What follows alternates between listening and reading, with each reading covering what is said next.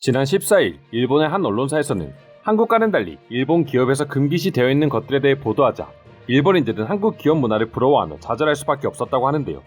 지금부터 자세한 내용 살펴보도록 하겠습니다. 지난 영상에도 소개해드린 적이 있지만 일본에서 전염병이 급증하던 시기에 당시 총리였던 아베는 약 260억엔의 세금을 투입해 일명 아베노 마스크 사업을 무리하게 시도했고 결국 수많은 비판과 함께 일본의 대표적인 방역 실패 정책 사례로 남게 되었습니다. 최근엔 그 쓸모도 없는 아베노 마스크의 재고가 무려 8천만 장을 넘는 것으로 밝혀졌고 마스크 보관 비용에만 6억엔 이상이 소모된다고 알려져 일본 국민들에게 큰 질타를 받았었죠. 그럼 일본의 썩어빠진 기업 문화와 아베 총리의 마스크 정책은 도대체 무슨 연관이 있는 것일까요? 일본의 기업 문화를 이야기하기에 앞서 아베노 마스크 논란을 언급한 이유는 도태되어버린 일본의 기업 문화에 대해 설명하기 위해서입니다. 일본 사회에서는 기본적으로 전임자가 했던 것을 검증하려는 행위 자체가 암묵적으로 금기시되어 있다고 합니다. 그래서 전임자가 어떤 실패해버린 정책으로 인해 국가와 국민들에게 막대한 손해를 초래했다고 하더라도 후임자들은 그것에 대해 자세히 검증하지 않는 것이죠. 이런 악습의 대표적인 사례가 바로 아베노 마스크라고 할 수 있습니다.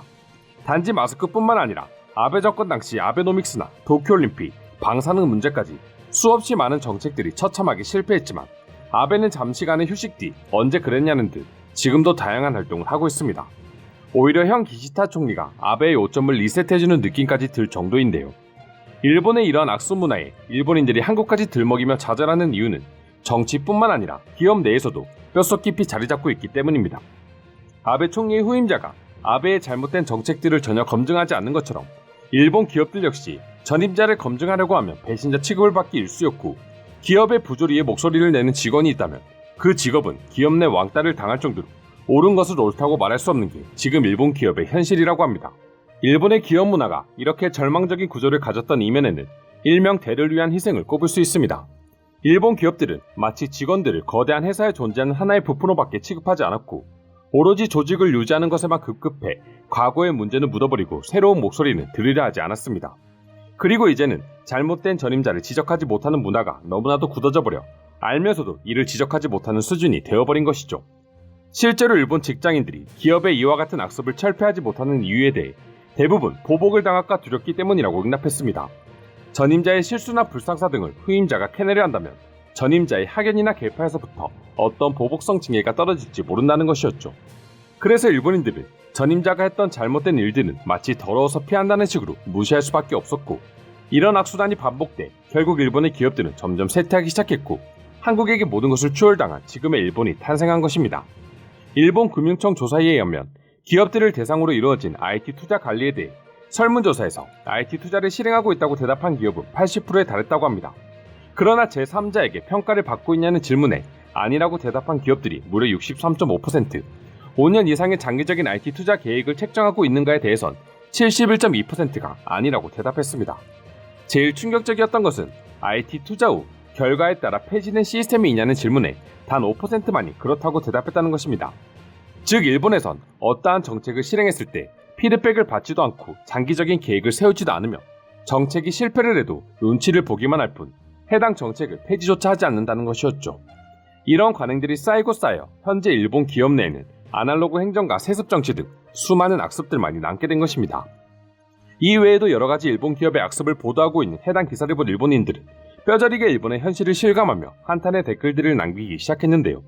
댓글의 내용을 살펴보면 일본의 거대 IT 산업에서도 전임자의 부정을 말할 수 없는 풍조가 강하다. 그리고 이런 쓰레기 같은 악습이 쌓인 결과 일본 기업들이 결함, 다발의 시스템들을 양상시켜버리는 결과를 초래했다라며 썩어빠진 일본의 기업 문화를 비난하고 있었습니다. 그렇다면 한국 기업은 어떠한 모습을 보여주었기에 천하의 일본인들이 한국을 부러워하고 있는 것일까요? 물론 한국에서도 일본만큼은 아니지만 어느 정도 부조리한 것들이 여전히 존재하긴 합니다. 하지만 한국과 일본의 가장 큰 차이를 뽑자면 한국인들과 한국 기업들은 글로벌 경쟁력을 갖추기 위해 변화하는 것을 두려워하지 않았다는 점입니다. 전임자들의 행적과 상사의 지시에 무조건 수긍만 하는 것이 아니라 의문을 갖고 자신들의 의견을 적극적으로 내는 것이 앞으로의 글로벌 사회에서 가장 중요한 생존 전략이라는 것을 일찌감치 깨달은 것이죠. 그리고 계속 제자리에 머물러 있는 일본 기업과는 달리 한국 기업들은 지금 이 시간에도 계속해서 변화하고 있답니다. 국내 기업 문화를 선도한다는 평을 들어온 삼성전자의 경우 변화에 민감한 20, 30대 젊은 직원들의 의견을 받아들여 수직적이었던 기업 문화를 수평적인 기업 문화로 변화시키고 있습니다. 삼성뿐만이 아니라 현대차, SK, LG 등 다른 대기업들 역시 사원, 대리, 과장, 차장, 부장으로 이어지던 반세기의 직급 체계를 두세 단계로 가감하게 축소하고 있다 합니다. 이렇게 국내 주요 기업들이 연공 서열을 깨고 능력과 성과 중심의 보상과 승진 기회를 보장하는 한편 외부 인재를 적극적으로 기용하는 이유는 빠르게 변화하는 시대에 발맞춰 일본처럼 변화에 뒤떨어져 세계 시장에서 외면받는 상황을 막기 위한 방책인 것입니다.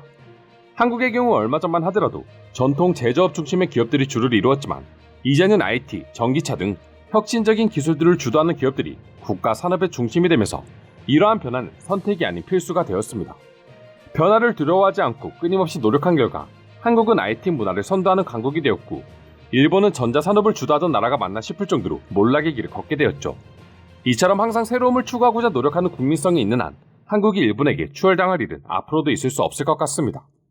그럼 지금부터 한국과 비교되는 일본의 기업 문화에 대해 일본인들은 얼마나 자잘하는 반응을 보여주고 있는지 자세히 살펴보도록 하겠습니다. 한국의 기업들에게 밀리는 것은 결국 이러한 문화에서 나오는 것이 아닌가 싶습니다. 한국에도 악습은 있었겠지만 한국인들은 일본인들처럼 지켜만 보지 않았기에 다른 결과가 나온 것이죠. 한국에서 일하다가 온 사람으로서 말하자면 한국에도 분명 위계질서는 존재합니다. 국방의 의무로 인해 남자들의 경우 더욱 심한 편이죠. 하지만 한국의 직장인들은 적어도 책임이라는 것을 질 줄 안다고 생각합니다. 여러 악습으로 인해 일본 사회에서는 정치도 회사 경영도 속도가 느리고 리스크 관리를 할 수가 없습니다.